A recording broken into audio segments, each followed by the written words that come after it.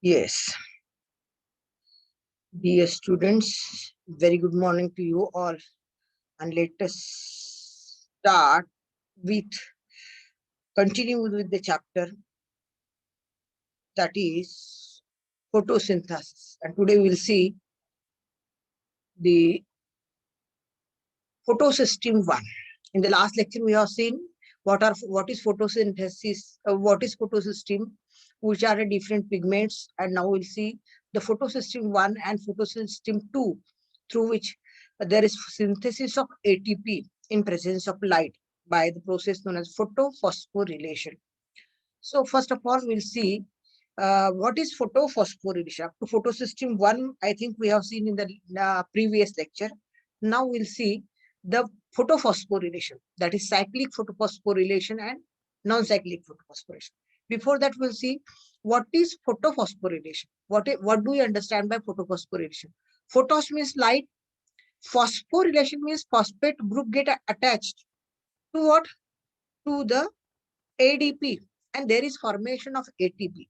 Means to ADP, inorganic phosphate is attached. Here you can see, and in presence, this happens in presence of chlorophyll and light, and there is synthesis of ATP. This process is called as photophosphorylation. या प्रोसेसला आपण काय म्हणतो? Photophosphorylation.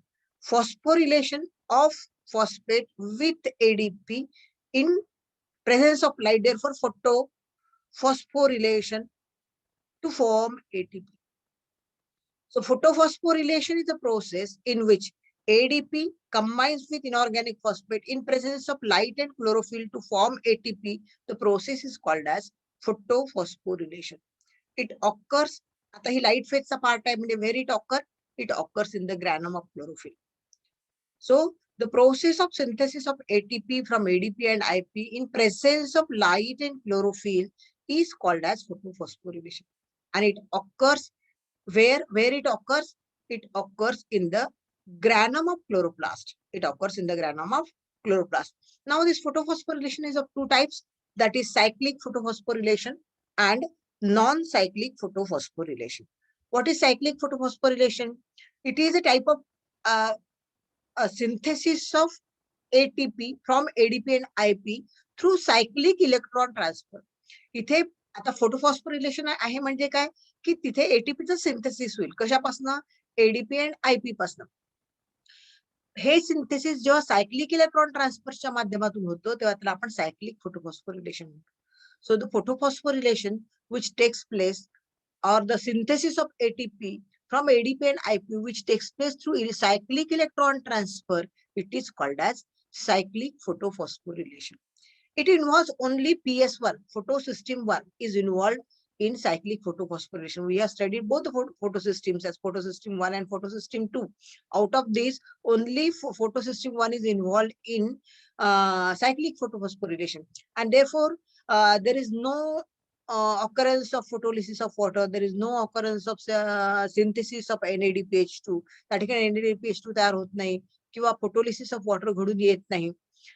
कारण आपण मागच्या लेक्चरला बघितलं की it is PS2 which is responsible for photolysis of water, आणि PS2 इथे इन्व्हॉल्व नसल्यामुळे त्या ठिकाणी फोटोलिसिस ऑफ वॉटर पण घडून येत नाही किंवा NADPH2 ही जी ऍसिमिलेटरी पॉवर आहे ती सुद्धा तयार होत नाही. मग इथे काय तयार होतं? It is here in this type of photophosphorylation only ATPs are produce. फक्त ATP ची निर्मिती होते, NADPH2 तयार होत नाही कारण फोटोलिसिस ऑफ वॉटर त्या ठिकाणी होत नाही. Now see how it is completed, how the photophosphorylation is completed. As I have told you, only photosystem 1 is involved. So the reaction center of this photosystem 1, photosystem 1 चा reaction center कुठला आहे? P700. What is the meaning? The chlorophyll A with can absorb the light of 700 nm is at the reaction center. It is acting as a reaction center here. ह्या photosystem मध्ये तो reaction center म्हणून act करतो, and it absorb photon of energy from solar sun पासून photon of energy हा absorb करतो. It absorb the light from sun and get excited. The chlorophyll A with reaction center P700 absorb photon of energy from light and get excited. When it gets excited, it expels the energy-rich electron. Here it has expelled the energy-rich electron. And this energy-rich electron is then accepted by first electron acceptor, that is FRS, ferredoxin reducing substance. This ferredoxin reducing substance receive it via ferredoxin. So via ferredoxin, this electron is accepted by FRS. Or via FRS, it is पहिल्यांदा FRS. But via FRS, it is received by ferredoxin.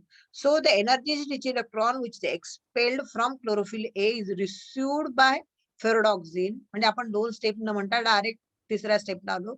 It is received by ferredoxin via ferredoxin reducing substance. Here it donates some amount of energy, and then that electron from FAD pass to the cytochrome B. It is an iron containing compound, cytochrome B6. From B6, it passes to cytochrome F.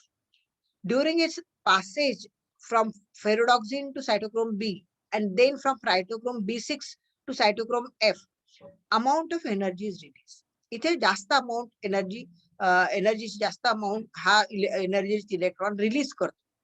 जिथून हा निघालाय chlorophyll reaction centre मध्ये, हा या स्टेपला आणि या स्टेपला जरा जास्त अमाउंट ऑफ एनर्जी रिलीज करतो, आणि ती released energy is used for the synthesis of ATP from ADP and IP.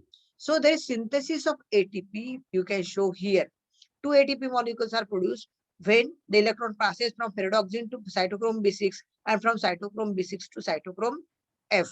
हे जेव्हा इलेक्ट्रॉनचा ट्रान्सफर होतो त्यावेळेला एनर्जी बाहेर पडते, that is use in the synthesis of ATP from ADP and IP. डायफॉस्फेटला एक फॉस्फेट येऊन मिळतो आणि ट्रायफॉस्फेट तयार होतो, ॲडिनोझाईन triphosphate. Then now when the energy is donated here, released here at this step, then the electron becomes energyless. It is accepted by plastocyanin. Ultimately, it reaches to its home photosystem, that is photosystem 1. आता ही जी photosystem 1 positively charged होती due to the donation of electron. The same electron is received by the reaction center of photosystem 1. हाच electron सगळीकडे फिरला आणि नंतर मग तो येऊन कुठे मिळाला, chlorophyll A of photosystem 1. And this chlorophyll photosystem gets stabilized. G positively charge होती इलेक्ट्रॉन गेल्यामुळे तिला पुन्हा तिचा इलेक्ट्रॉन वापस मिळाला and it get stabilized. And in this way the cycle of transfer of electrons is completed with the formation of 2 ATP molecules. So it is called as cyclic photophosphorylation. The electron is moving in cyclic manner. It passes through a series of cytochrome and ultimately return back to the same chlorophyll, same photosystem. त्याच photosystem ला म्हणजे PS1 लाच तो येऊन मिळतो. The electron expelled from photosystem 1 passes through a series of cytochrome.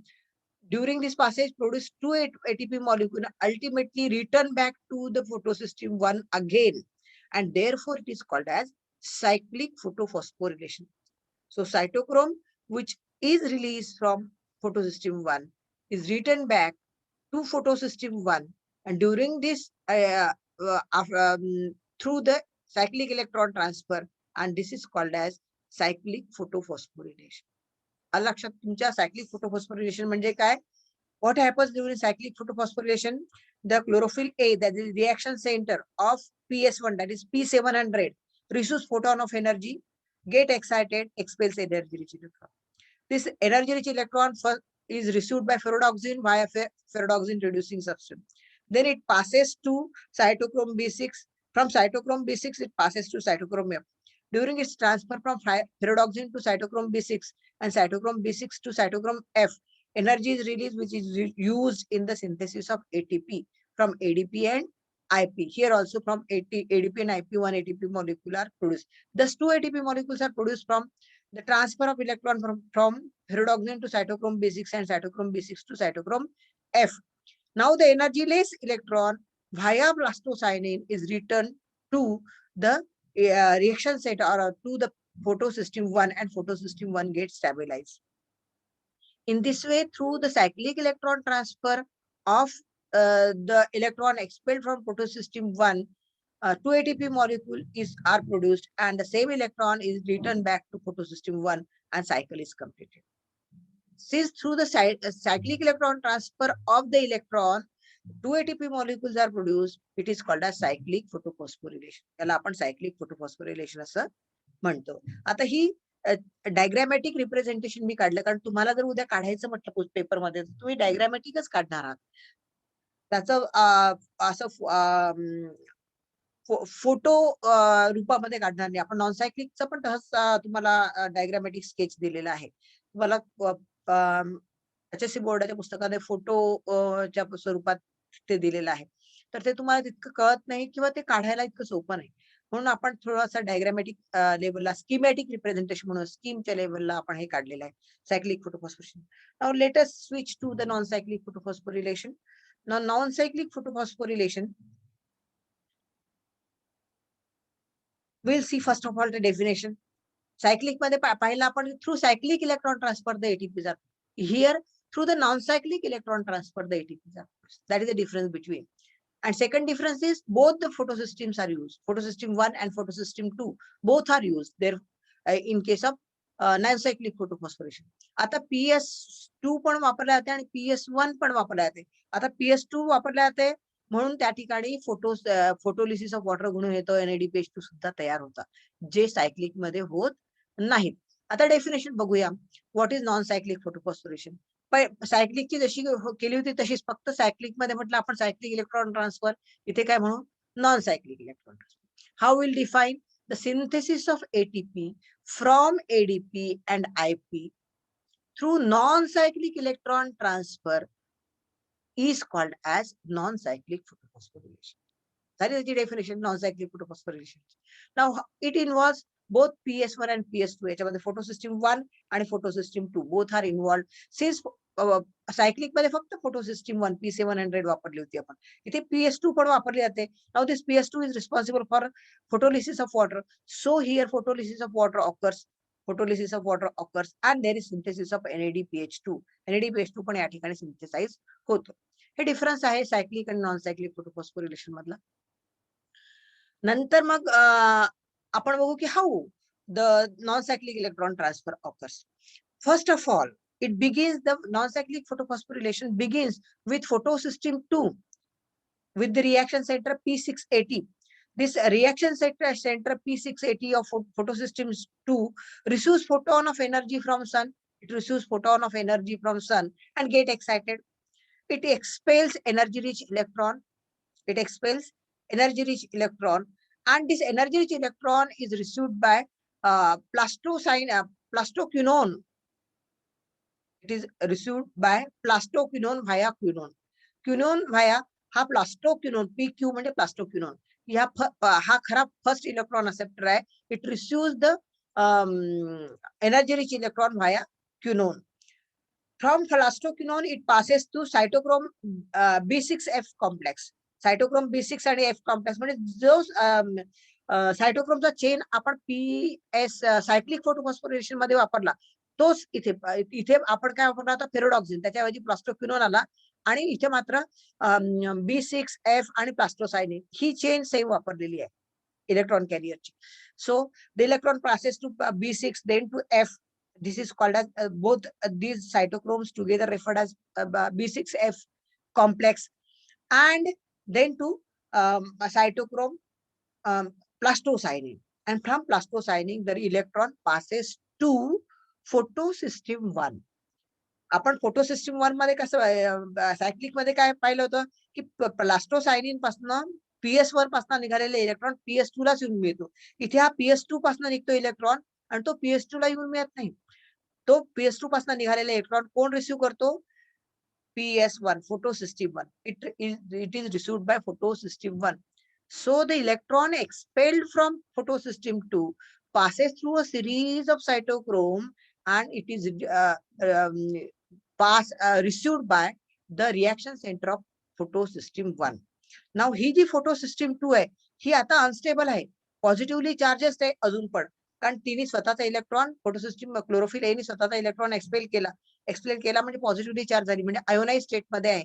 It is not stabilize. पण chlorophyll a जो electron donate करतो त्याच्या फोटो सिस्टीम होत असताना तो मात्र स्टेबलाइज झाला, कारण त्याला कुठला इलेक्ट्रॉन मिळाला, फोटो सिस्टीम 2 मधनं निघालेला इलेक्ट्रॉन याला मिळाला.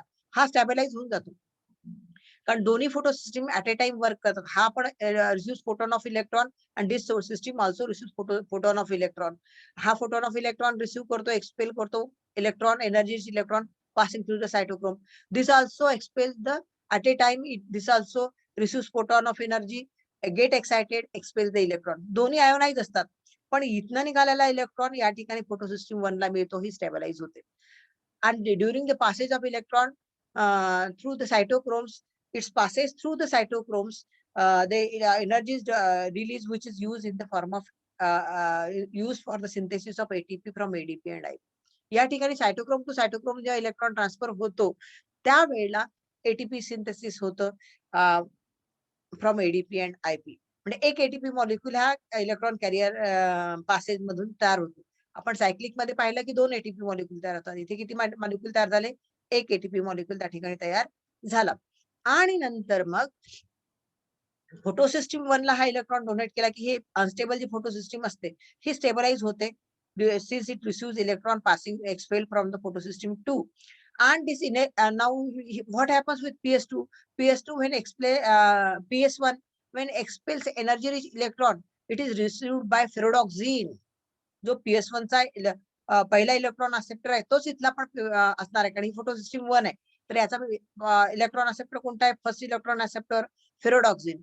So it receives the electron expelled from PS1 via ferredoxin reducing substance. आणि इथला निघालेला इलेक्ट्रॉन मग ह्या सायटोक्रोम सिस्टीम मधनं न जाता it is received by NADP. NADP तो इलेक्ट्रॉन रिसीव्ह करते आणि गेट इलेक्ट्रॉन रिसीव्ह केले की ते निगेटिव्हली चार्ज होते, आणि मग NADP receives the protons which are emitted through the photolysis of water. कारण फोटोलिसिस ऑफ वॉटर का होतं, तर फोटो सिस्टीम 2 ला ही अनस्टेबल असते, हिला कुठलाही इलेक्ट्रॉन मिळाला नसतो. To get stabilize it catalyze the oxidation of H2O into H positive and OH negative ion. मग H positive ions they are received by NADP and NADP is converted into NADPH2 and thus NADPH2 are produced. And the hydroxyl ion, they donate electron and convert into twice OH, which form the water molecule once again with the release of O2. आपण photolysis of water बघितलेला आहे. So thus O2 is evolved, NADPH2 is also produced, and ATP are also produced. Photolysis of water also takes place during non-cyclic photophosphorylation. तो ही non cyclic photophosphorylation जास्त significant आहे, कारण cyclic मध्ये फक्त ATP formation घडून आलं होतं. या ठिकाणी दोन्ही फोटोसिस्टीम आणि एटीपी सिंथेसिस होतं नंबर 1, दुसरं म्हणजे NADPH2 तयार होतात नंबर 2, तिसरं म्हणजे फोटोलिसिस ऑफ वॉटर घडून येतं नंबर 3, चौथं म्हणजे O2 इज इव्हॉल्व्ड नंबर 4, आणि number 5 both the photosystems are used. इतके वेगळे पॉइंट्स तुम्हाला सायक्लिक आणि नॉन सायक्लिक मध्ये मिळतात. सायक्लिक मध्ये एकच फोटो सिस्टीम वापरतो आपण, फोटो सिस्टीम 1. नॉन सायक्लिक मध्ये फोटो सिस्टीम 1 आणि फोटो सिस्टीम 2 दोन्ही तयार केले. सायक्लिक मध्ये आपल्याला फक्त एटीपी तयार मिळाला, इथे एटीपी आणि NADPH2 दुसरी पण ऍसिमिलेटर पॉवर तयार झाली. Secondly photolysis of water takes place. Thirdly it results in the formation of O2. O2 त्या ठिकाणी रिलीज झाला.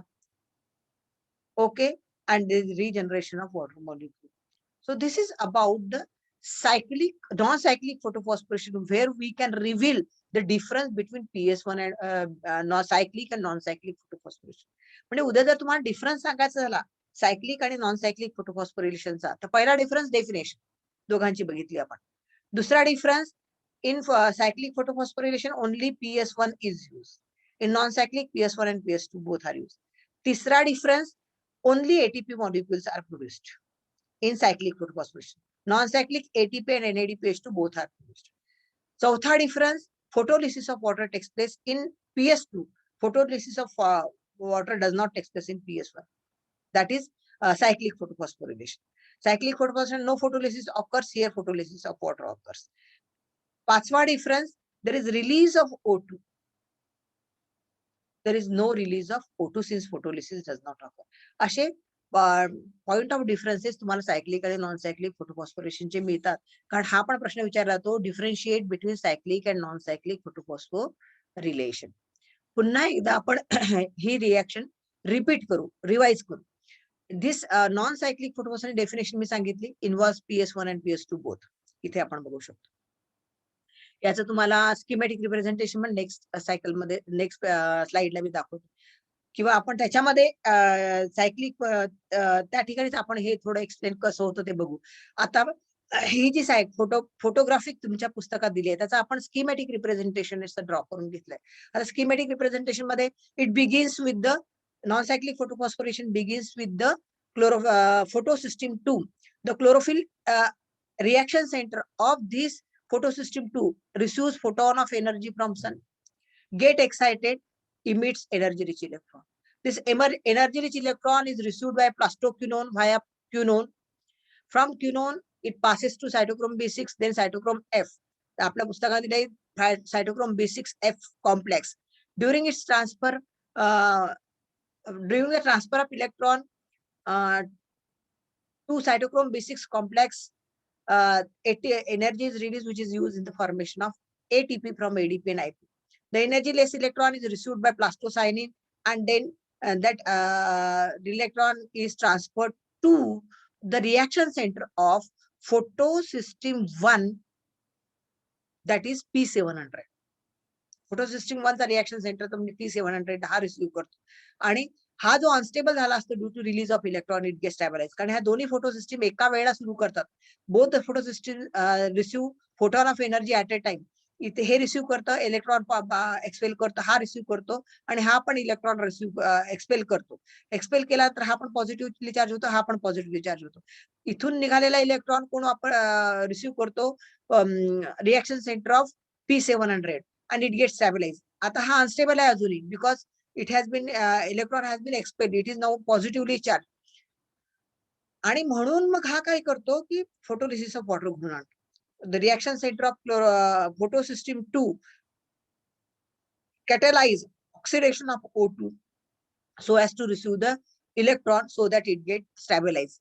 At the same time, when chlorophyll A of photosystem 1 expels energy rich electron, the photosystem 1 चा पहिला electron acceptor वेगळा आहे आणि photosystem 2 चा वेगळा आहे. फोटोसिस्टम 2 चा पहिला इलेक्ट्रॉन ऍक्सेप्टर आहे प्लास्टोक्विनोन, याचा आहे ferredoxin. So accordingly photosystem 2, the electron expelled from photosystem 2 is received by ferrodoxine, the first electron acceptor of photosystem 1.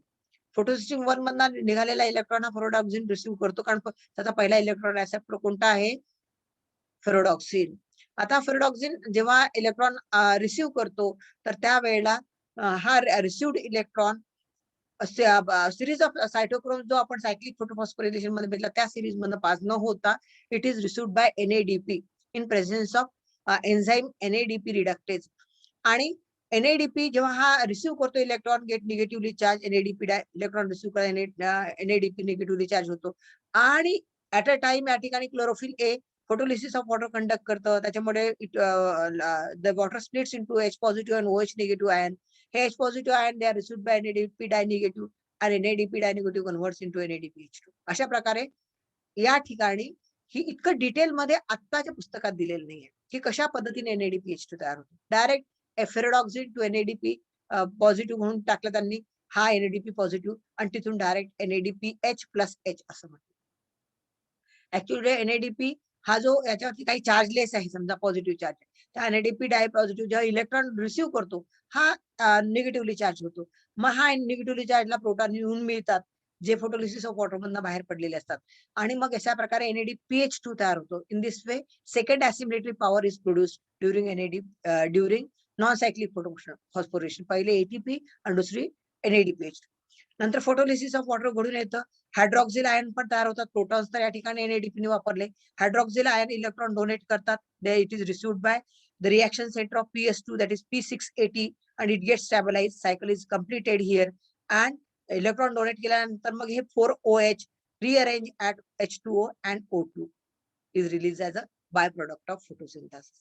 And non-cyclic photophosphorylation is responsible for release of O2.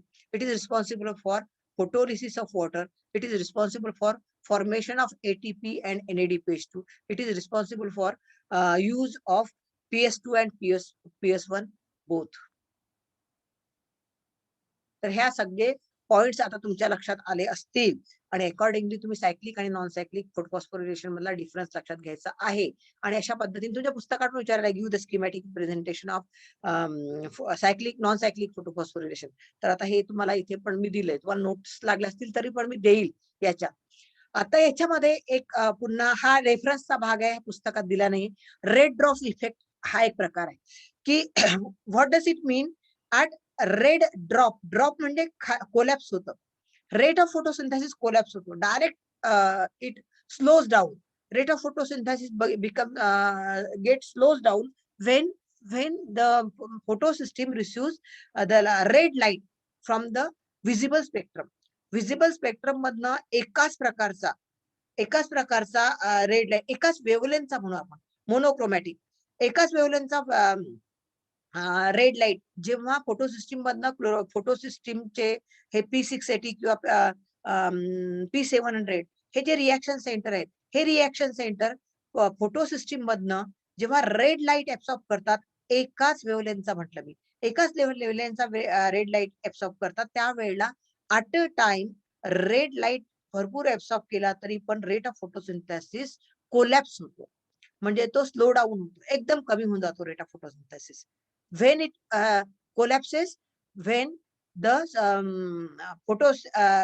reaction center receives monochromatic light from a red spectrum, monochromatic red light from the visible spectrum. Visible spectrum मधनं फक्त red light एकाच वेव्हलेंथचा जेव्हा reaction centre receive करतो, त्यावेळेला rate of reaction कितीही light receive केला तरी rate of reaction मात्र कोलॅप्स होतो. This is called as red drop effect. This was observed by Emerson. हे सगळ्यात पहिल्यांदा इमर्सनच्या लक्षात आलं की there is reduction in rate of reaction when the monochromatic light of one wavelength from the visible spectrum is absorb. Visible spectrum मधनं फक्त एकाच वेव्हलेंथचा रेड लाईट जर ऍब्सॉर्ब केला गेला पिगमेंट सिस्टीमनी, तर रेट ऑफ रिएक्शन हा कोलॅप्स होतो. मग त्यांनी हे लक्षात आलं, तर त्यांनी काय केलं की पहिल्यांदा त्यांनी शॉर्टर वेव्हलेंथचा लाईट सेपरेटली दिला फोटोसिंथेटिक पिगमेंटचा प्लांटला. रेड लाईटच दिला, फक्त शॉर्टर वेव्हलेंथचा देऊन पाहिला सेपरेटली, म्हणजे P680 पेक्षाही कमी वेव्हलेंथचा रेडच लाईट फक्त P680 पेक्षा कमी वेव्हलेंथचा दिला, एकच प्रकारचा. त्याला लक्षात आलं की रेट ऑफ फोटोसिंथेसिस लोच राहतो.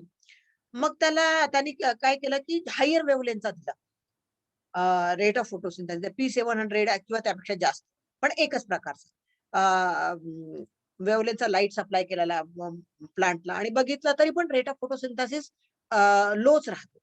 Then what he did, he supplied the shorter and longer wavelength at a time. P680 and P700 he shorter wavelength झाली आणि P700 ही लॉंगर वेव्हलेंथ झाली. शॉर्टर आणि लॉंगर वेव्हलेंथ दोन्हीचा आपण लाईट ऍट अ टाइम त्यांनी supply केला, आणि he found that there is enhancement in the rate of photosynthesis. म्हणून त्याला इमर्सन एनहान्समेंट इफेक्ट असं सुद्धा म्हणतात. रेड ड्रॉप होतो किंवा मोनोक्रोमॅटिक लाईट रेड लाईट जेव्हा फोटोसिस्टीम रिसीव्ह करते. जेव्हा फोटोसिस्टीम मोनोक्रोमॅटिक म्हणजे एकाच प्रकारचा रेड लाईट व्हिजिबल स्पेक्ट्रम मधनं रिसीव्ह करते, तर रेट ऑफ फोटोसिंथेसिस कोलॅप्स होतो किंवा स्लो डाऊन होतो.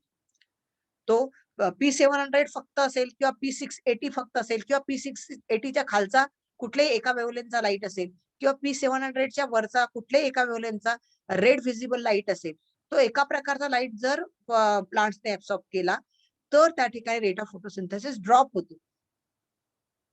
त्याला आपण रेड ड्रॉप इफेक्ट म्हणतो. So what he did, he supplied the shorter and longer wavelength at a time.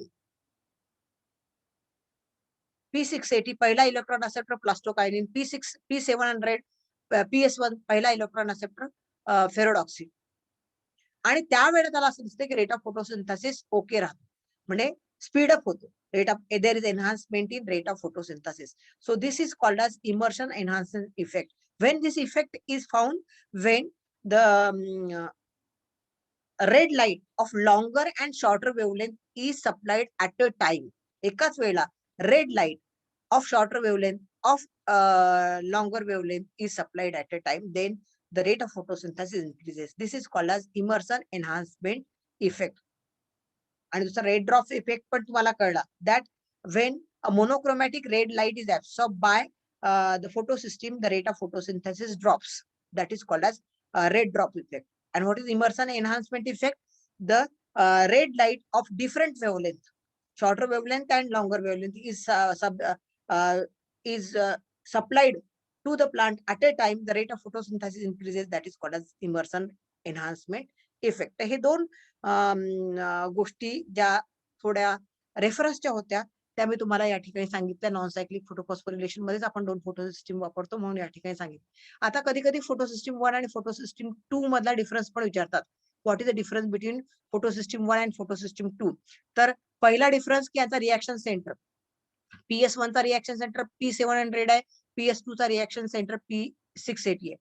आणि PS1 फक्त सायक्लिक फोटोफॉस्फोरिलेशन मध्ये वापरली जाते आणि PS2 मात्र नॉन सायक्लिक मध्ये वापरली जाते अलॉंग विथ द PS1.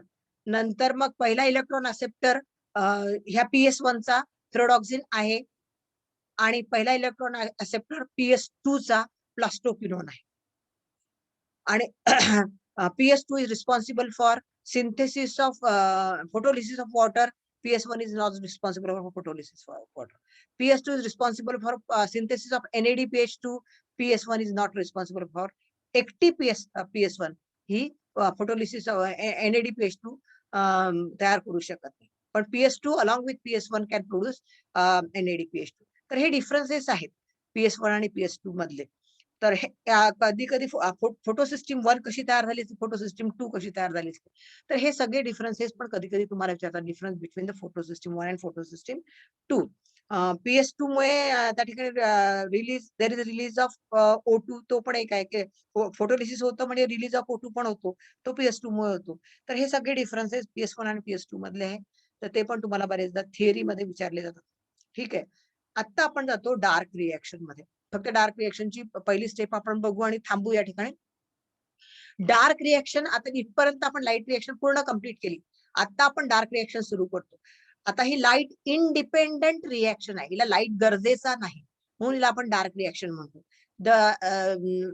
अशा प्रकारची डार्क रिएक्शन होते असं ब्लॅकमनने सगळ्या जगाला सांगितलं म्हणून हिला कधी कधी ब्लॅकमन्स रिएक्शन असं सुद्धा म्हणतात. It is a reductive conversion of CO2 into carbohydrates. या ठिकाणी CO2 चं रिडक्शन होतं कार्बोहायड्रेट्स मध्ये. मेन गोष्ट जी घडते डार्क रिएक्शन मध्ये ते CO2 चं रिडक्शन कार्बोहायड्रेट्स मध्ये होतं. आणि हे होण्याकरता जी रिड्युसिंग पॉवर लागते ती आहे ATP आणि NADPH. हिला आपण ऍसिमिलेटरी पॉवर असं सुद्धा म्हणतो. हे कुठे तयार होतो? NADPH म्हणजे NADPH2. तर हा कुठे तयार होतो? तर लाईट फेज मध्ये तयार होतो ATP आणि NADPH.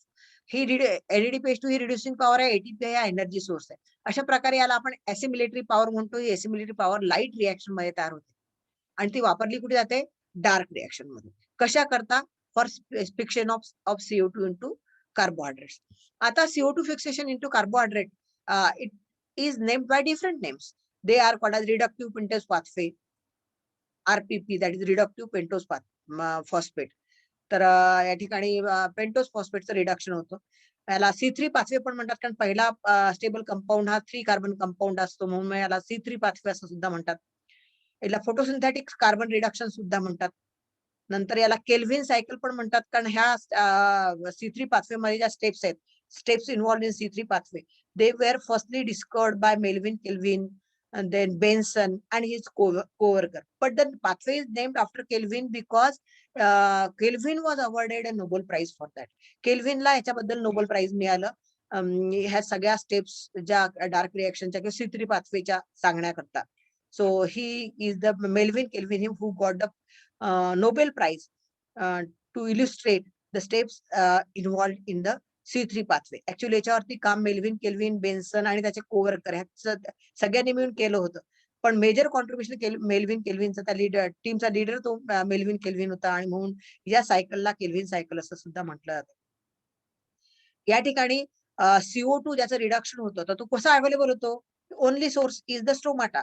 Through the stomata CO2 enters and it is reduced into carbohydrates. Okay, now will see की आपण बघितलं की बाबा यामध्ये CO2 जो आहे, तो CO2 स्टोमाटा मधनं आत शिरतो. मग O2 कुठं मिळतो? तर O2 ऍटमॉस्फिअर मधनं मिळतो या रिडक्शन करता. आणि या ठिकाणी जी रिड्युसिंग पॉवर आहे, ती रिड्युसिंग पॉवर कुठनं मिळते? लाईट फेज मध्ये. म्हणजेच काय? आणि याचं रिडक्शन होतं आणि काय तयार होतं? तर याचे रिड्युस्ड कोएन्झाइम तयार होतात, NADPH2 चे आणि ATP चे. अशा प्रकारे याचे रिड्युस कोएन्झाइम तयार झाले की ते पुन्हा लाईट रिएक्शन वापरतात. ह्या दोन्ही रिएक्शन, लाईट फेज आणि डार्क फेज, त्या इंटरडिपेंडंट आहेत, त्या एकमेकांवर अवलंबून आहेत. कशा अवलंबून आहेत ते थोडंसं आपण इथे बघू. कशा प्रकारे लाईट फेज आणि डार्क फेज ह्या एकमेकांवरती इंटरडिपेंडंट आहेत. आपण बघितलं की लाईट फेज मध्ये काय तयार होतं? ATP आणि NADPH2 तयार होतं. During the light phase, when photolysis of water occur in the granum, especially in the thylakoid, O2 is given out as a gas, वॉटरचं फोटोलिसिस होतं, आणि through the photophosphorylation they synthesis of ATP and NADPH2. Okay, हे light reaction मध्ये. ही जी ऍसिमिलेटरी power तयार झाली ती पुढे तयार वापरणार आहे आपण केल्विन सायकल मध्ये वापरणार आहे for reduction of CO2 into carbohydrate. CO2 चं कार्बोहायड्रेट मध्ये रिडक्शन करण्याकरता केल्विन सायकल मध्ये आपण हे दोन्ही पण ऍसिमिलेटरी पॉवर वापरतो. जेव्हा हे वापरतो तर याच्यानं हे वापरल्यानंतर ह्या ATPचं कन्व्हर्शन ADP मध्ये होतं आणि NADPH2चं कन्व्हर्शन NADP पॉझिटिव्ह मध्ये. ओके, आता हे रॉ मटेरियल आहे, हे असल्याशिवाय तिथे ATP तयार होईल का लाईट रिएक्शन मध्ये? नाही. ATP कशापासून तयार झाले? सायक्लिक फोटोफॉस्फोरिलेशन आणि non cyclic photophosphorylation from ADP. NADP PH2 कशापासून तयार झाले? NADP पासून तयार झाले. तर ही NADP आणि ADP it is required by the light phase for conversion of ATP आणि NADPH2. हे दोन तयार होण्याकरता हे रॉ मटेरियल ह्या लाईट फेजला पण लागतं. ते कोण तयार करतं? डार्क रिएक्शन तयार करतं. जेव्हा ATP आणि NADPH2 तो वापरतो त्यावेळेला ह्या ATP आणि NADPH2 चं कन्व्हर्शन ADP आणि NADP मध्ये करतो, आणि हे रॉ मटेरियल पुन्हा लाईट रिएक्शन वापरते. कशा करता? पुन्हा ADP चं कन्व्हर्शन ATP मध्ये, NADP चं कन्व्हर्शन NADPH2 मध्ये करतात. So in this way the light reaction provides ATP and NADPH2 to the Kelvin cycle or to the dark reaction, and dark reaction produces NADP and ADP, which is used as a raw material by light phase. In this way both the phase are interdependent. यानी ATP आणि NADP तयार केला नाही तर dark reaction घडून येणार नाही. Dark reaction NADP आणि ATP तयार केले नाही तर ATP आणि NADPH2 तयार होणार नाहीत. म्हणून both the light phase and dark phase they are interdependent. हा दोन्ही फेज कशा आहेत? इंटरडिपेंडंट. हे आपण या ठिकाणी बघितलं. दिस पाथ वॉज स्टडीड विथ आता डार्क रिएक्शन सगळ्यात पहिल्यांदा एका क्लोरेला आपण शिकलो आहे अल्गीज मध्ये, ग्रीन अल्गीज मध्ये. क्लोरेला ही युनिसेल्युलर ग्रीन अल्गी आहे. ह्या युनिसेल्युलर ग्रीन अल्गीचं जे फोटोसिंथेसिस अभ्यासलं मेल्विन केल्विननी, त्याच्या मधनं त्याला लक्षात आलं की इथे CO2 रिड्यूस होतो इंटू कार्बोहायड्रेट्स, आणि त्याच्याकरता त्यांनी काय केलं? He use the radio active isotope of carbon C14. तो रेडिओ ऍक्टिव्ह आयसोटोप वापरला त्यांनी कार्बनचा, आणि बघितलं की CO2 चं फिक्सेशन होतं कार्बोहायड्रेट्स मध्ये की ऑक्सिजनचं होतं. आणि मग त्याच्या लक्षात आलं की जेव्हा त्यांनी रेडिओ ऍक्टिव्ह आयसोटोप वापरला C14 आणि त्याला कार्बोहायड्रेट म्हणजे C6H12O6 मध्ये पण रेडिओ ऍक्टिव्ह आयसोटोप दिसला C14 चा, आणि त्यांनी हे कन्फर्म केलं की it is CO2 which is reduced into carbohydrates. आणि अशा पद्धतीने हे कन्फर्म झालं की CO2 is reduced into carbohydrates. तर ही प्रोसेस कशी होते हे मेल्विन केल्विनने केलं. तर how C3 pathway occurs or it is completed. आता इथे C3 पाथवेचं फोटोजेनिक फोटो म्हणून आपण त्याला सायक्लिक रिप्रेझेंटेशन आहे, आणि अगदीच स्कीमॅटिक रिप्रेझेंटेशन पण आपण इथे बघतोय. तर काय होतं during C3 cycle? C3 cycle begins with the fixation of CO2 from by the first CO2 acceptor, that is ribulose 1,5 biphosphate, RUBP, ribulose RUBP, 6 RUBP, which is a 5 carbon compound. हा 5 carbon compound RUBP हा CO2 atmosphere मधला जो CO2 स्ट्रोमाटा मधला येतो त्याच्याशी combine होतो. This is the first step of Calvin cycle. त्याला म्हणायचं carboxylation of RUBP. So first step is carboxylation. याच्यामध्ये पहिली स्टेप आहे कार्बोक्सिलेशन, दुसरी स्टेप आहे रिडक्शन, तिसरी स्टेप आहे regeneration. The Kelvin cycle or C3 cycle is completed into 3 major steps. One is carboxylation, second is reduction, and third is regeneration. और ह्या reduction स्टेपला ग्लायकोलिटिक रिव्हर्सल असं सुद्धा म्हणतात. ऍक्च्युली रिडक्शन होतं नंतर मग तिथे पुढे ग्लायकोलिटिक रिव्हर्सल होतं. तर आपण म्हणतो याला कार्बोक्सिलेशन, रिडक्शन, ग्लायकोलिटिक रिव्हर्सल, नंतर मग रिजनरेशन, अशा ह्या स्टेप्स आहेत. तर सगळ्यात पहिल्यांदा पहिली स्टेप जी आहे कार्बोक्सिलेशन. कार्बोक्सिलेशन मध्ये काय होतं की पहिला CO2 असेप्टर कोण आहे? RUBP, रिब्युलोज बायफॉस्फेट. त्याला मोर करेक्टली म्हणतो आपण रिब्युलोज 1615 बायफॉस्फेट. म्हणजे हा फॉस्फेट ग्रुप पहिल्या आणि 5व्या कार्बनला अटॅच असतो आणि म्हणून याला रिब्युलोज 15 बायफॉस्फेट म्हणतो. हा रिब्युलोज 15 बायफॉस्फेट receiving CO2 coming from stomata, and first of all it produce directly हा 5 कार्बन कंपाऊंड तयार करत नाही, म्हणजे PGA तयार करत नाही. पहिल्यांदा याच्यापासून एक अनस्टेबल अननोन कंपाऊंड तयार होतो, त्याला आपण म्हणतो अनस्टेबल कीटो ऍसिड, जे आता आपल्याला या स्लाइड मध्ये दिसत नाही. ह्याच्यामध्ये हे डायरेक्ट ह्या 5 कार्बन कंपाऊंडचं कन्व्हर्शन 3 कार्बन कंपाऊंड मध्ये म्हणजे PGA मध्ये होतं, बट नॉट डायरेक्टली. त्याच्यामध्ये एक इंटरमिडिएट कंपाऊंड तयार होतो, विच इज 6 कार्बन कंपाऊंड. आता ऍक्च्युअली हा RUBP कसा आहे? 5 carbon compound. It is a 5 carbon compound. RUBP is a 5 carbon compound.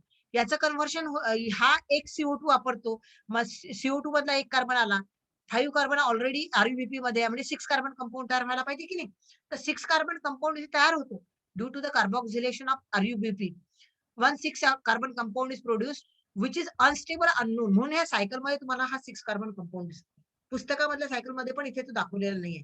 हा 6 कार्बन इंटरमिडिएट कंपाऊंड तयार होतो, which is unknown unstable keto acid तयार होतो त्या ठिकाणी, विच इज 6 कार्बन. कसं 6 carbon?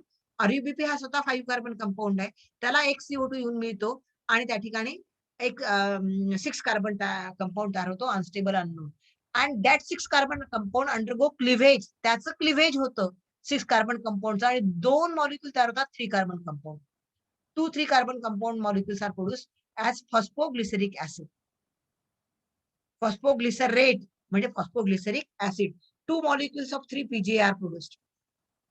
2 molecules of 3 PGA are produced. आपण एका RUBP मॉलिक्यूलचं बघतोय सध्या, 6च नाही.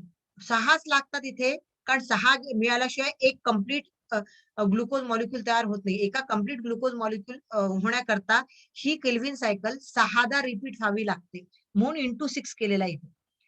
आपण सिंगल केल्व्हिन सायकल कशी होते ते बघू पहिल्यांदा. एकच RUBP, एकच CO2 आणि कशी सायकल होते ते बघू. आणि 6 टाइम रिपीट होते, त्यावेळेला एक ग्लुकोज मॉलिक्यूल तयार होतो. तर पहिल्यांदा RUBP कंबाईन्स विथ CO2. आता RUBP 5 कार्बन आहे, CO2 1 कार्बन आहे आणि याच्यापासून एक अनस्टेबल 6 कार्बन कंपाऊंड तयार होतो, unknown unstable, that is keto acid. हा कीटो ऍसिड त्याचं क्लिव्हेज होतं म्हणजे इक्वल स्प्लिटिंग होतं into 3 carbon compound, that is 2 molecules of 3 PGA. 3 फॉस्फोग्लिसराइडचे 2 मॉलिक्युल्स तयार होतात. याचं रिडक्शन होतं युझिंग द ऍसिमिलिटी पॉवर. जी लाईट रिएक्शन मध्ये आपण ऍसिमिलिटी पॉवर तयार केली की दॅट इज ATP आणि NADPH, याचा वापर केला जातो. पहिल्यांदा या 3 फॉस्फोग्लिसरिक ऍसिड ATP मॉलिक्यूल वापरतात आणि त्याच्यापासून 1,3 डायपीजीए तयार होतं. ह्या 3 PGAचं 1,3 डायपीजीए, 1,3 डायफॉस्फोग्लिसरिक ऍसिड तयार होतं युझिंग ATP मॉलिक्यूल. इथे ATP मॉलिक्यूल तयार वापरलं. नंतर मग हा 1,3 डायफॉस्फोग्लिसरिक ऍसिड NADPH2 वापरतो आणि त्या ठिकाणी फॉस्फोग्लिसरॉल्डिहाइड तयार होतो. ही डायरेक्ट रिएक्शन दिलेली आहे 3 PGA to 1,3 DPG. There is use of ATP and NADPH2. Actually पहिल्यांदा ATP मॉलिक्यूल वापरला जातो. 3 phosphoglyceride glyceric acid use ATP molecule converts into 1,3 DPGA. ATP वापरला, मग फॉस्फेट ग्रुप वापरला की नाही, एटीपीचा एडीपी मध्ये कन्वर्ट झाला म्हणजे फॉस्फेट ग्रुप वापरला. पहिल्यांदा 3 PGA म्हणजे 3 फॉस्फोग्लिसरिक ऍसिड होतं. थर्ड कार्बन ऍटमला फॉस्फोग्लिसरिक ऍसिड मध्ये थर्ड कार्बन ऍटमला फॉस्फेट ग्रुप अटॅच होता. मग पुन्हा एक एटीपी वापरला तर फर्स्ट कार्बन ऍटमला पण अटॅच झाला तो आलेला, म्हणून 1,3 डायफॉस्फोग्लिसरिक ऍसिड तयार होतो. एटीपी वापरला. मग 1,3 diphosphoglyceric acid convert is reduced to 3-phosphoglyceraldehyde using the reducing power. त्यातली रिड्युसिंग पॉवर कोणती आहे? NADPH2. ही NADPH2 रिड्युसिंग पॉवर या ठिकाणी वापरली जाते. It is converted into 3-phosphoglyceraldehyde. आणि मग 3-phosphoglyceraldehyde पासून ग्लुकोज मॉलिक्यूल तयार होतो बाय ग्लायकोलिटिक रिव्हर्सल. म्हणजे ग्लायकोलिसिसची रिव्हर्स प्रोसेस त्या ठिकाणी तयार होते, घडून येते आणि ग्लुकोज तयार होतो फॉस्फोग्लिसराल्डिहाइड पासून. आता इथे आपण डिटेलमध्ये रिव्हर्स ग्लायकोलिटिक प्रोसेस बघितली. आता रिव्हर्स ग्लायकोलिटिक प्रोसेस का म्हणायचं याला? कारण ग्लायकोलिसिसच्या रिव्हर्स ही प्रोसेस आहे. आता ग्लायकोलिसिस आपण कुठे बघणार आहे? तर रेस्पिरेशन मध्ये बघणार आहे. तर ग्लायकोलिसिस मध्ये ग्लुकोजचं लायसिस होतं. Glucose into 6-phosphate, 6-phosphate into fructose 6-phosphate, fructose 6-phosphate into fructose 1,6 diphosphate and then into phosphoglyceraldehyde. अशी ही सुलटी प्रोसेस आहे ग्लायकोलिसिसची. याच्या उलट प्रक्रिया होते, कारण फॉस्फोग्लिसराल्डिहाइड पासून ग्लुकोज तयार होतो. तर ग्लायकोलिसिसची उलट प्रक्रिया या ठिकाणी घडून येते, म्हणून याला रिव्हर्स ग्लायकोलिटिक प्रोसेस म्हणतात. पुस्तकामध्ये डायरेक्ट म्हटलं by reverse glycolytic process from 3-phosphoglyceraldehyde glucose is produced. ह्या इंटरमिडिएट रिएक्शन कशा होतात त्या आपण इथे डिटेलमध्ये मुद्दाम सांगितले आहे, कारण आपल्याला नीट तयार करायचं आहे, म्हणून आपण ह्या पण रिएक्शन इथे दिलेल्या आहेत डिटेलमध्ये.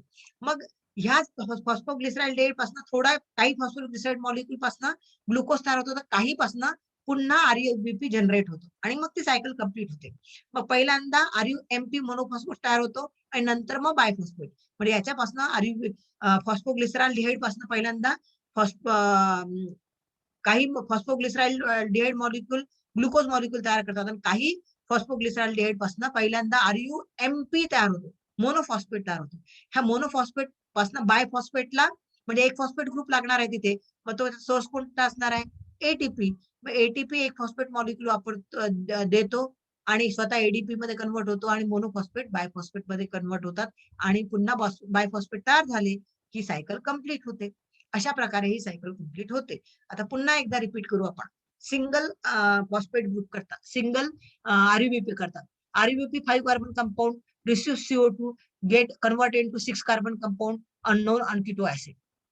याचं क्लिवेज होतं इंटू 2 मॉलिक्युल्स. 6 कार्बनचं 3 कार्बन कंपाऊंड मध्ये कन्व्हर्शन झालं, म्हणून 6 कार्बनचे 2 कंपाऊंड मॉलिक्युल तयार होतात. 3 कार्बन कंपाऊंड 3 कार्बन कंपाऊंड तयार होतात 6 कार्बन पासून. Unknown unstable 3 carbon compound converts into 6 carbon compound converts into 3 carbon compound which is a 3 carbon compound. 6 carbon compound पासून 3 कार्बन कंपाऊंड तयार झाला. मग त्याचा एकच मॉलिक्यूल तयार होईल का? नाही, त्याचे 2 होतील, कारण 6 कार्बनचं 3 कार्बन मध्ये कन्व्हर्शन होतं, म्हणून 2 मॉलिक्यूल तयार होतात 3 PGA. 3 PGA चे 2 मॉलिक्यूल तयार होतात. मग 3 PGA चे 2 मॉलिक्यूल यांचं काय होतं? रिडक्शन होतं युझिंग ATP अँड NADPH2. आता जेव्हा ATP वापरतो तर 3-phosphoglyceraldehydeचं ग्लिसरिक ऍसिडचं कन्व्हर्शन 1,3 डायफॉस्फोग्लिसरिक. थर्ड ऍटमला फॉस्फेट ग्रुप पहिलेच अटॅच होता त्याचा. मग एक ATP वापरला तर त्याच्या फर्स्ट कार्बन ऍटमला पण तो अटॅच झाला. मग 1,3 डायफॉस्फोग्लिसरिक ऍसिड अशा पद्धतीने तयार होतं. 1,3 diphosphoglyceric acid is produced from 3-phosphoglyceric. आता इथून ही रिडक्शन प्रोसेस सुरू झाली. 3-phosphoglyceric ऍसिड तयार होईपर्यंत ती काय होती? कार्बोक्सिलेशन. आणि दुसऱ्या स्टेप मध्ये आलो आपण की पहिल्यांदा 1,3 PGA तयार होतं युझिंग 1 ATP मॉलिक्यूल. देन ह्या 1,3 PGAचं फॉस्फोग्लिसराल्डिहाइड तयार मध्ये रिडक्शन होतं using the reducing power NADPH2. NADPH2 वापरली जाते, ती NADP मध्ये कन्वर्ट होते. It get oxidise to NADP and compound get reduce to phosphoglyceraldehyde. Phosphoglyceric ऍसिडचं रिडक्शन होतं फॉस्फोग्लिसराल्डिहाइड मध्ये आणि हा ऑक्सिडाइज होतो NADP मध्ये. So NADPH2 is converted into NADP and 1,3 diphosphoglyceric acid is converted into 3-phosphoglyceraldehyde. Okay.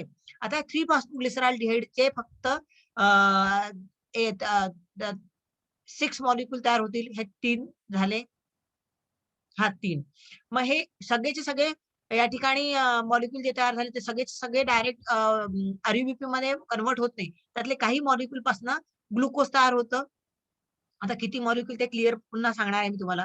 त्याच्या PGL पासून glucose तयार होतं by the process of reverse glycolytic process and few molecules are use in the regeneration of RuBP.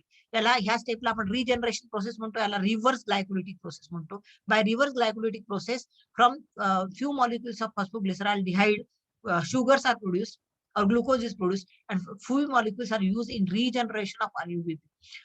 कशा पद्धतीने त्या फॉस्फोग्लिसरॉल्डिहाइड पासून पहिल्यांदा major molecule जो तयार होतो तो RUMP मोनोफॉस्फेट तयार होतो. त्याची पण ही series of reactions are there. RUMP तयार होतं आणि RUMP then convert into RUB म्हणजे रिब्युलोज मोनोफॉस्फेट. आता मोनोफॉस्फेटचं बायफॉस्फेट मध्ये कन्वर्ट करण्याकरता फॉस्फेट ग्रुप लागेल. त्या फॉस्फेट ग्रुपचा सोर्स कोणता आहे? एटीपी. मग हे एटीपी पासून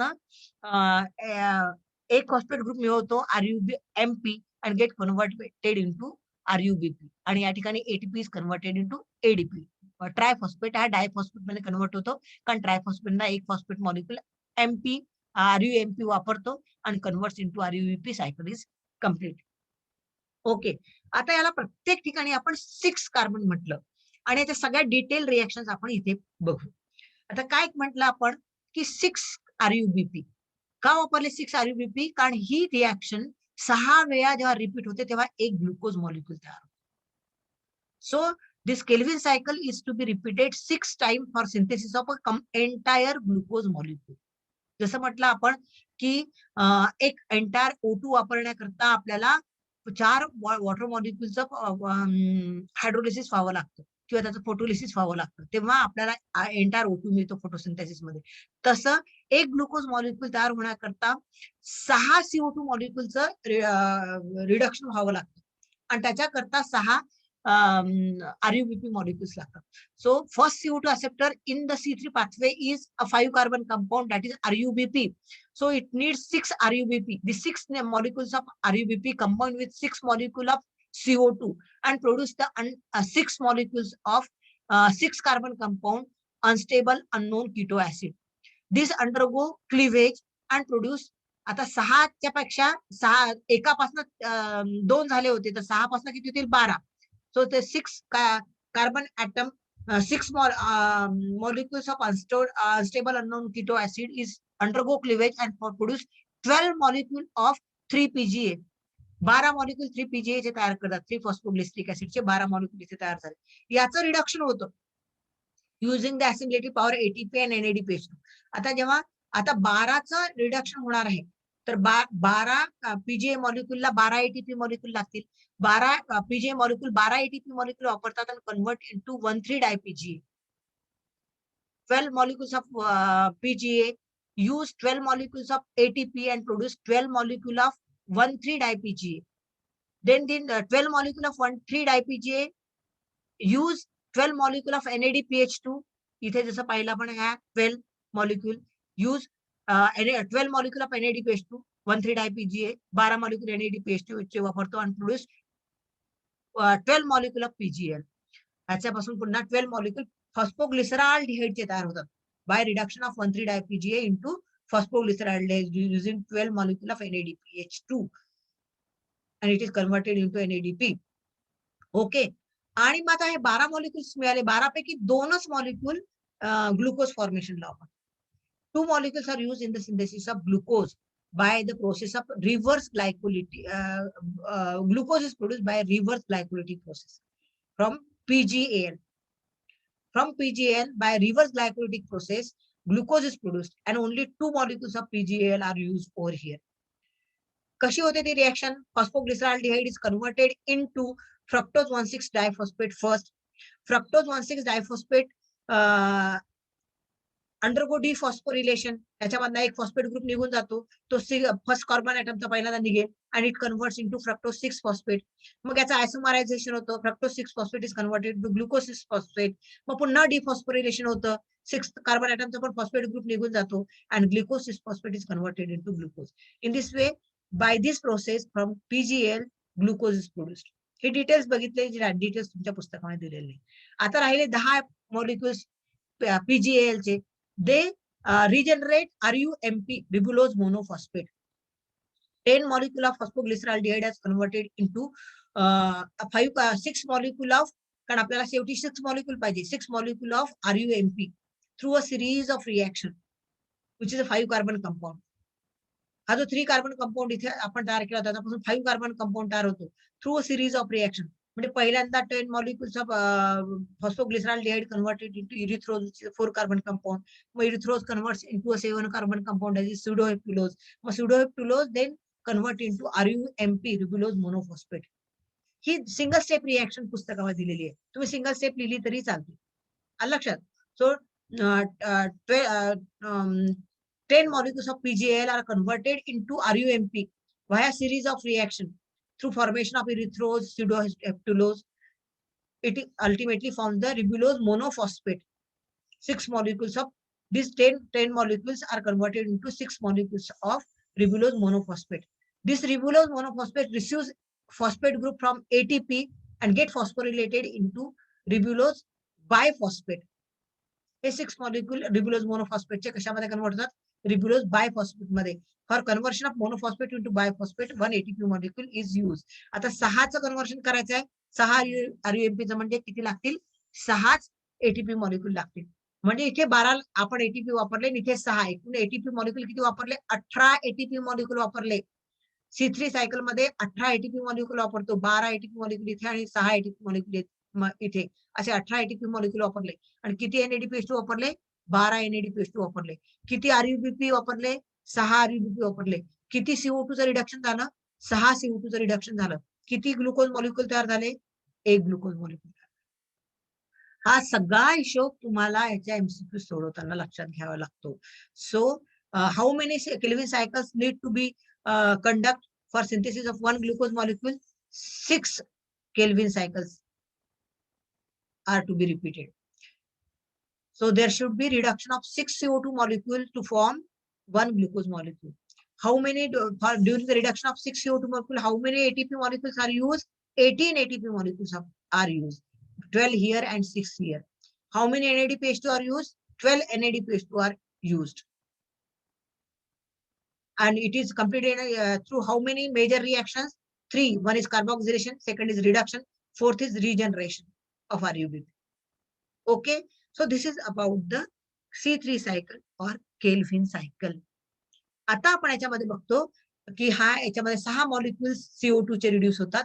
6 molecule, they use 6 molecule of RUBP and there is formation of 12 molecule of phosphoglyceraldehyde. Out of this 12 molecule, 2 are utilized in the synthesis of glucose and 10 molecules are used in the regeneration of RUBP once again. Thus, Kelvin cycle regenerates ADP and NADPH2. तर 18 ADP आणि 18 NADP wrong झाला इथे. NADP या ठिकाणी तयार होतात. NADPH2 पण नको. 18 ATP आणि 18 NADP. आता या ठिकाणी हे रॉंग आहे, लक्षात घ्या बरं का. थोडं मिस्टेक झालेली आहे टाईप करताना. नंतर तुम्ही काहीतरी हे करण्यापेक्षा मी इथे तुम्हाला याला आपण रॉंगच करून टाकू. म्हणजे मग तुम्ही जर स्क्रीनशॉट जर काढला तर तुमच्या लक्षात येईल की या ठिकाणी NADP हे नाही, 18 ADP आणि 12 NADP तयार होतो. 12 NADP आणि 18 ADP केल्विन सायकल मध्ये तयार होतात, जे पुन्हा फोटोलिसिस ऑफ वॉटर मध्ये म्हणजे लाईट फेज मध्ये वापरले जातील. त्याच्यापासून पुन्हा ATP आणि NADPH2 तयार होतो. आणि तयार जर केल्विन सायकलला लागतात म्हटलं तर हे रिजनरेट होते. केल्विन सायकल मध्ये हे जनरेट होतात ADP आणि NADPH2 आणि मग ते which are required in the light reaction मध्ये ते वापरले जातात. लक्षात. So during Calvin cycle ADP and NADP are regenerated. Okay. आणि किती संख्येच्या स्वरूपात? तर 18 ADP आणि कर्सर घेऊन तुम्हाला दाखवता येत नाही मला. 18 ADP आणि 12 NADP तयार होतात केल्विन सायकल मध्ये, जे पुन्हा लाईट रिएक्शन मध्ये वापरले जातात. आता कशी रिएक्शन होते बघा लाईट रिएक्शन मध्ये. 24 आपल्याला वॉटर मॉलिक्युलचं फोटोलिसिस ही करावे लागेल. कशा करता? जर आपण केल्विन सायकलची जी रिक्वायरमेंट आहे 18 ADP आणि 12 NADPH2 ते तयार करण्याकरता आपल्याला 24 ATP मॉलिक्युलचं त्या ठिकाणी फोटोलिसिस करावं लागतं, कारण 12 NADPH2 तयार व्हायला पाहिजे ना. 12 NADPH2 तयार होण्याकरता 24 झालं तरच होतं ते. 24 ATP मॉलिक्युल वॉटर मॉलिक्युलचं फोटोलिसिस होईल, 24 हायड्रॉक्सिल आयन तयार होतील, 24 प्रोटॉन्स तयार होतील. त्या 24 हायड्रॉक्सिल आयन्स पासून 24 इलेक्ट्रॉन बाहेर पडतील आणि 24 प्रोटॉन. हे 24 प्रोटॉन जेव्हा 12 NADPH, कारण NADP नाही, NADPH2 तयार होतो. NADPH नाही, NADPH प्लस H तयार होतो. NADPH2 म्हणून त्याला फक्त 12ला 12 लागेल, फक्त NADPH तयार झाले असते तर याला 12ला 12 सफिशियंट होते, पण NADPH2 ही ऍसिडिटी पॉवर तयार होते. म्हणून 24 पॉझिट्रॉन प्लस 12 NADP डाय निगेटिव्ह पाहिजे खरं म्हणजे इथे. and there is formation of 12 NADPH2, 12 NADPH2 तयार होते. ओके, आणि 18 ADP पासनं ला जर 18 फॉस्फेट मॉलिक्युल जर अटॅच झाले तर 18 ATP जी रिक्वायरमेंट आहे केल्विन सायकलची, 18 ATP तयार होतील आणि अशा आणि ऑक्सिजन हा रिलीज होईल.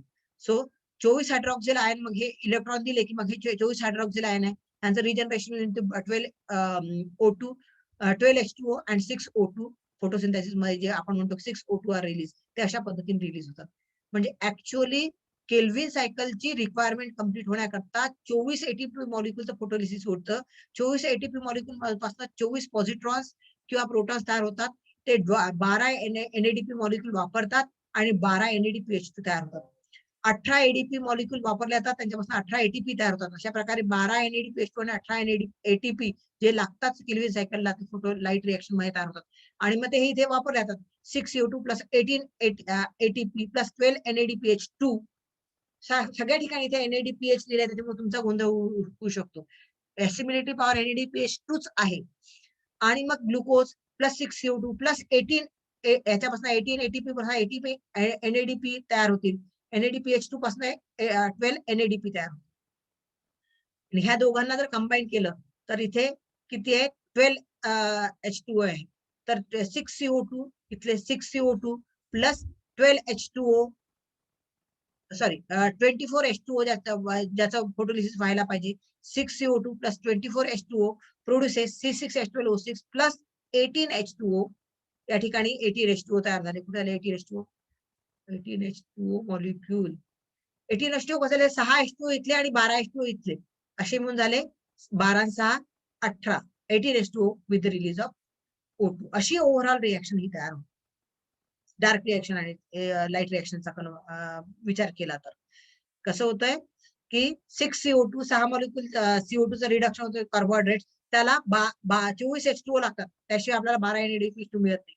म्हणून 6CO2 plus 24 H2O produce glucose plus 18 H2O molecules, 6 plus 12, 18 H2O molecules, and how many oxygen are released? 6 O2 are released. In this way, the reaction takes place. Here we will finish with the today's lecture. Thank you very much.